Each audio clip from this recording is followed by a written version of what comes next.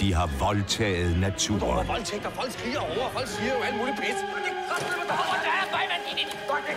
De har ydmyget børn. De har prioriteret af helvede til. Fisse slå far. De har taget bagdøren. Hvordan er en finger om numsen? Og de har hånet de sødeste svigermødre. Du skal op og aflevere en pearl necklace.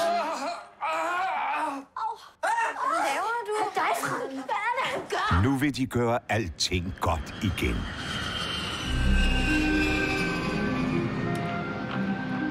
Nu vasker de tavlen ren. Hvad så? De starter på en frisk. Det ser godt ud, hva'? For at repræsentere deres stolte fædreland. Hyggespredende. Gode mod dyr. Og virkelig tolerante. De vil vise Danmark fra sin bedste side. Det lykkedes. Bare ikke.